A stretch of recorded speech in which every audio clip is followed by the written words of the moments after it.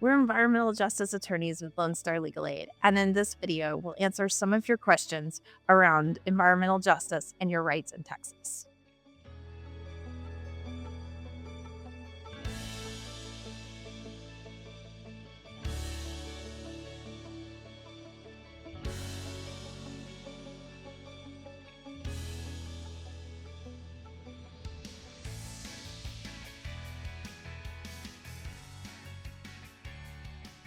Legal issues around environmental injustice can be complex, but we're here to break it down and help you understand your rights more clearly.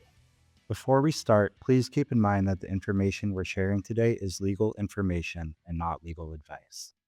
Legal information provides general guidance that applies to many situations, while legal advice is tailored specifically to individuals based on their unique circumstances. Legal advice is only given to eligible clients to help them address their specific legal issues. I'm Amy Din, litigation director with Lone Star Legal Aid's Equitable Development Unit in Houston. I've been with Lone Star Legal Aid 7.5 years, and I've licensed to practice law in the state of Texas. I focus on environmental justice work at Lone Star. And I'm Chase Porter, staff attorney with Lone Star Legal Aid's Equitable Development Unit in Houston. I've been at Lone Star Legal Aid for a little over 6 years now. I'm like Amy, I'm also licensed in Texas to practice law. I came here and worked on the disaster relief unit before coming over to the environmental justice team. Let's dive into the first question. Chase, what is environmental justice? Well, environmental justice is a big idea. It stands for the idea that everybody, all people, should be equally protected from environmental hazards, no matter their country of origin, the language they speak at home, the color of their skin, their race, or their income. It also stands for the idea that all people should benefit equally from human activities. Environmental justice also includes the idea that everybody, no matter the language they speak or where they come from or who they are, should be able to participate meaningfully in the decision making process by government agencies or any other organization that's making decisions that affect the environment. Why is environmental justice so important for communities in Texas? Great question. Environmental justice is especially important in Texas because we're a very large, very diverse state with a lot of major industry that creates a lot of environmental hazards. We're also affected deeply by climate change here in Texas. Every Texan deserves the right to be involved in the decision making process that affects the environment here in the state, and everyone should have the right to benefit from our many economic opportunities. All right, a question for you, Amy. What are some of the most common environmental issues affecting communities in Texas? Well, our fence-line communities in Texas face a multitude of issues, largely due to siting issues where we have multiple different types of facilities in one neighborhood. I can think of several like Port Arthur, Manchester, where we have pollution directly nearby a community. But a lot of communities may not even understand all of the pollution sources that they have in their neighborhood. We deal with air, water, landfills, other industrial facilities, concrete batch plants that may be in your neighborhood, and you may not even realize the impact that they may be having on your air or water quality. How does pollution affect the health and well being of residents and communities near industrial facilities? Well, that's a really good question because a lot of times we can see the pollution and sometimes we can't. So, when it comes to air pollution, sometimes you might be exposed to different air pollutants in the air, which could include ozone. You might be familiar with ozone action days or things like particulate matter, which are very small particles that may be in soot or ash or smoke that's being put out by a particular facility. We also have to look at water quality, right, as far as another potential source of pollution. And we know that there may be lead in drinking water in certain facilities, schools, or daycare centers. We've heard that in the news recently, and so that's something to be aware of and watch out for. All right. What kind of legal matters can the environmental justice team help?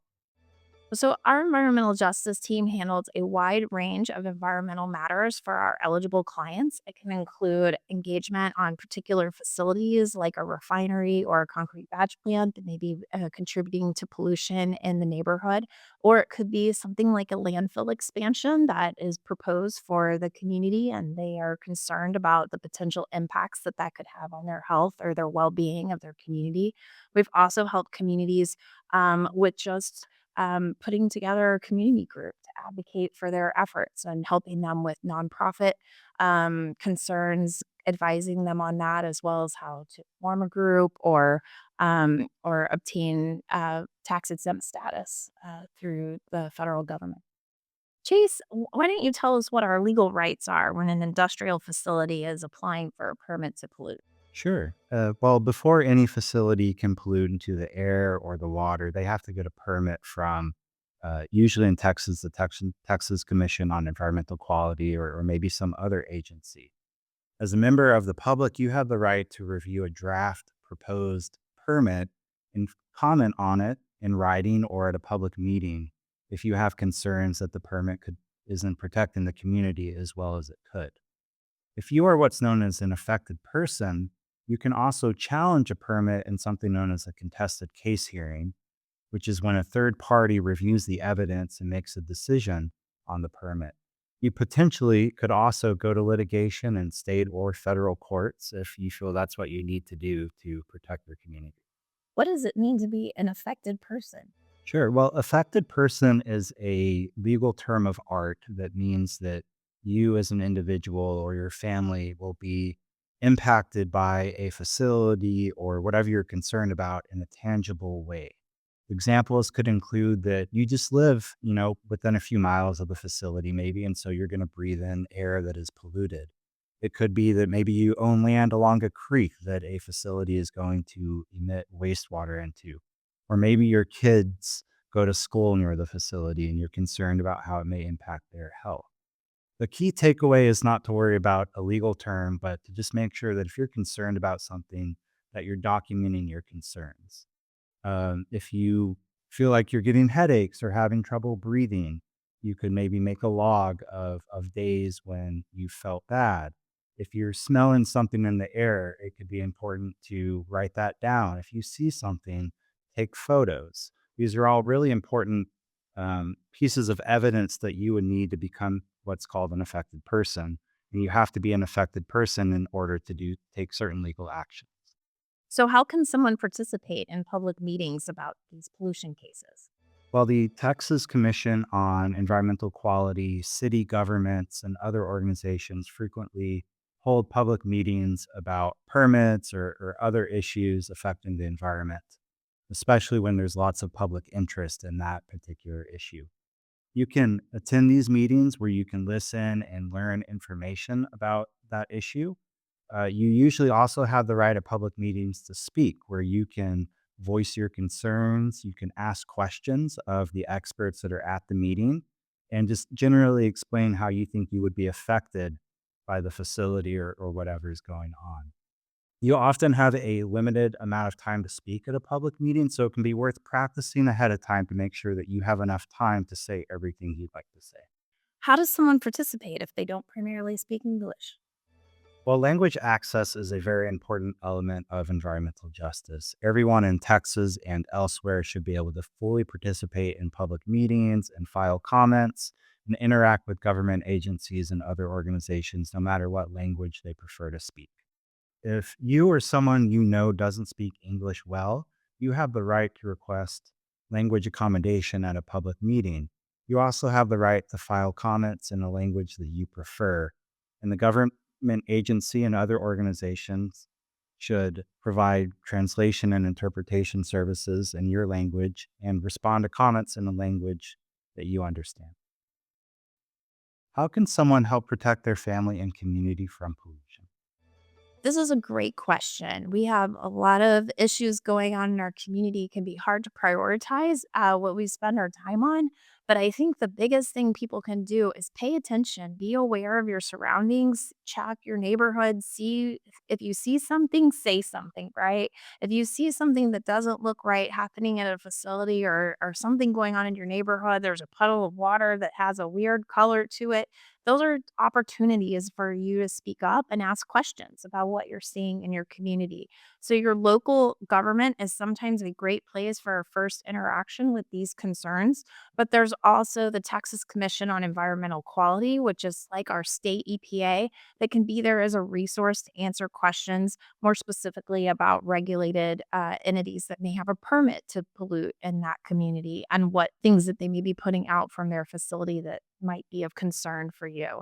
Another great way where you can get engaged is find a community group that's focused on environmental issues in your community and find out what they're talking about. What are these key issues? Attend these public meetings that we've discussed earlier today and try to find out more information if you can, either online or contact Golden Star Legal Aid's environmental justice team if you have a concern.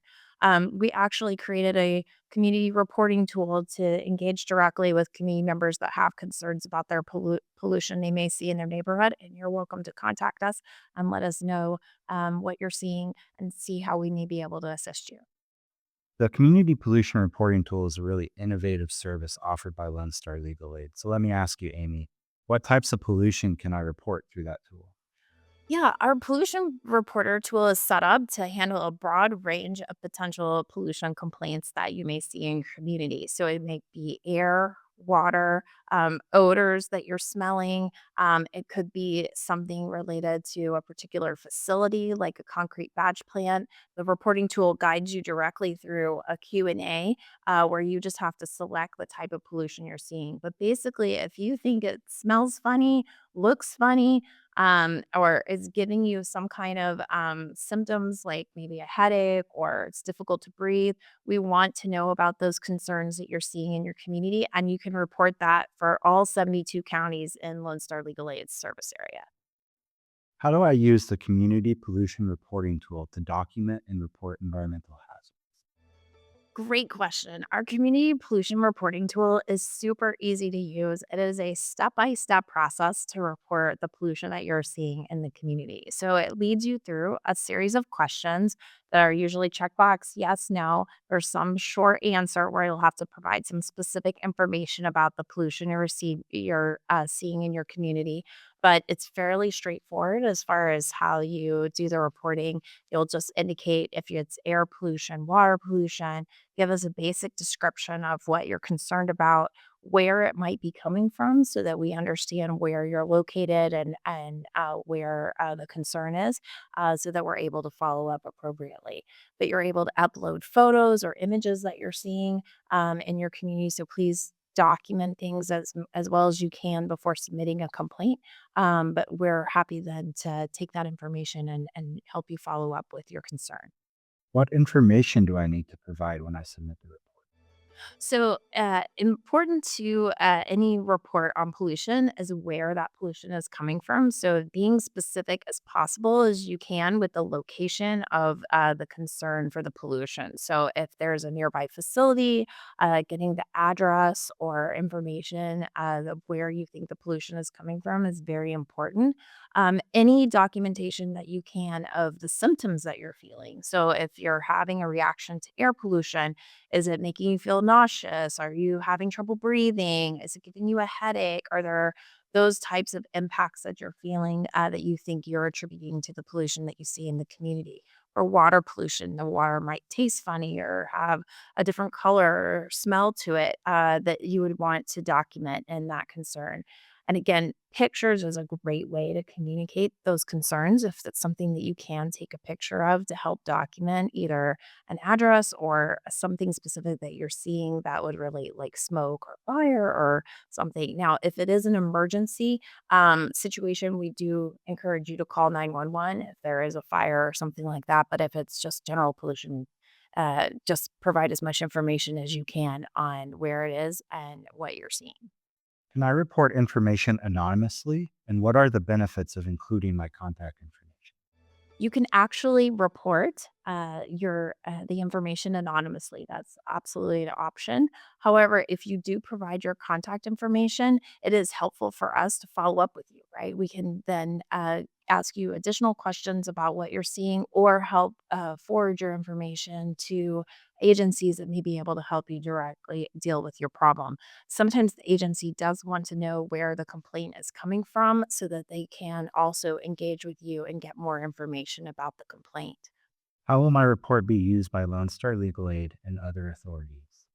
Yeah, when you submit a report through our community pollution reporter, we are encouraging you to do so so we can directly engage with you regarding your concern. Sometimes people don't know where to take the concern about their pollution, and so that's one thing that a service that we're providing to the community is letting them know where the best place is to report this type of complaint. So sometimes you don't know if you need to report it to the county or the city or TCQ or the railroad commission. It's a confusing opportunity for regulatory overlap in some circumstances. And so we try to get you the best information as to where to send the complaint. And in certain circumstances, we will be submitting a complaint on your behalf. So we'll be helping take the information that you get and report it directly to the regulatory authority that can help address your concern. How does Lone Star Legal Aid support community efforts? Sure. Lone Star Legal Aid's here to support low income communities that are looking to act together as a community to address an issue they're concerned about. We're here to be a resource for just about anything that they need. If there's a particular environmental issue, we will provide them the legal framework around that issue and also try to help them connect with other non legal resources that are out there that might be able to help the community address that concern. We also help groups when groups of people are looking to form an organization. We can help them form that organization by working with, by filing the documents and working with them to become a formal legal entity and potentially even help them get tax exempt status or other statuses that can help them with fundraising or to just give them a little bit more um, cred and organization as a group as they advocate about their concerns. So, what specific work can Lone Star Legal Aid do for community groups? Sure. Community groups, when a group of individuals come together around an issue and are looking to act as a group, Lone Star Legal Aid is here to provide holistic legal services to them. We can help educate them about the substantive legal issue, the environmental concern, or whatever it may be that they're acting together on.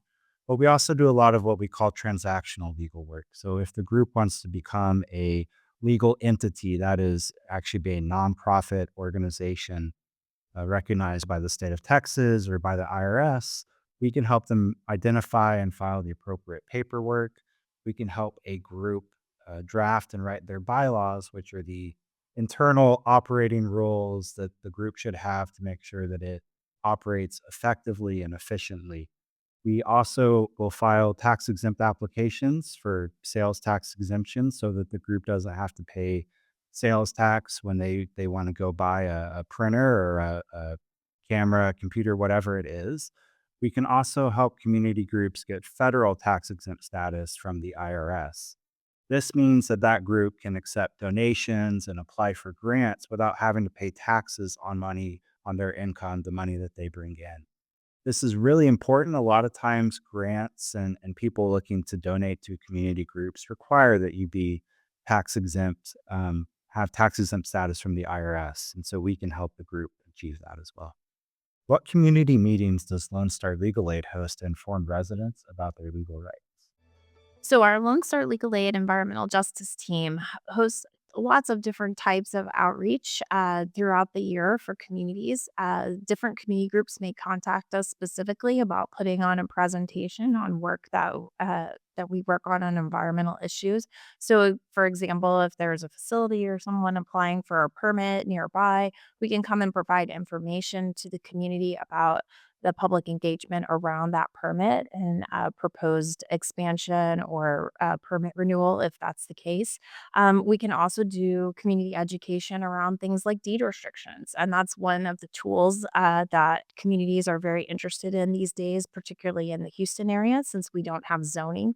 It's one of the few forms of protection that we have from communities to proactively put in place agreements regarding land use in their communities so that they don't have to worry about environmental burdens or encroachment within their residential space. Um, we can also help with some of the issues that community groups are looking for is around how to organize um, my group so that it's compliant with state and federal law, and I incorporate or get bylaws or apply for tax exempt status. We can provide information on that to groups. And we also provide direct representation to groups that are eligible for our services. So we can help them with a large variety of legal issues in the environmental space if they have particular concerns and they're eligible for services. How can I look up air quality in my community? This is a really important question, especially if you have pre-existing health conditions like asthma, or maybe a family member has asthma or something like that. It can be important to know what the air quality is in your community. There are a lot of tools to do this. And in our state in Texas, the Texas Commission on Environmental Quality provides daily live air quality reports from across the state. A lot of local governments, like the city of Houston and other cities, they also provide daily air quality monitoring updates. And a lot of even nonprofit organizations have set up their own air monitors, or community members themselves have gone out and purchased air monitors, and you can look up that data online on websites like purpleair.org. We'll put a list of some of these resources and a link um, with this video. Um, but almost anywhere in Texas, there are going to be different resources. I would encourage you to search and look up those resources. One of the best ways that I do this is I go about my days actually on my smartphone. I can look at my weather app, or I can go to some of these websites that I'm familiar with. And a lot of times I can look up data right then and there on air quality so that I know, is it a good day to go out for a run? Is it safe for me if I have asthma? Those types of things. How does climate change affect vulnerable communities? Yeah, unfortunately, climate change is something that we are increasingly having to deal with, particularly Gulf Coast area, Lone Star Legal Aid service area, as well as all of Texas. And we actually have names for some of these things. We call them Beryl or Harvey or other named storms that have frequented our community. And unfortunately, our underserved areas are particularly um, harmed by these types of large scale events related to climate change. We may have intensified rainfall. We may have intensified flooding related to that rainfall event that happens in a very short period of time. We may have concerns about heat, right? Heat islands and our urban heat islands and increasing air temperatures, and also increasing water temperatures, which are increasing the magnitude of some of the storms that are generated out in the Gulf. All of these things have a direct impact on our coastal communities in particular, and people may have more impacts related to that. So they may have more home damage, they may have flooding damage where they haven't had it before. And so it's important to make sure that you are preparing for storms as you're hear about them on the news and taking steps that you need to do to protect your family. As we saw in COVID, a lot of times these types of larger scale disasters, in particular, hit certain communities more acutely than others, and it's just important to be aware of that and do what you can to protect. Your community and stay informed of what's going on in your weather because things are happening more intensely and more frequently these days. Chase, what is our environmental justice team at Lone Star Legal Aid doing to help deal with climate change?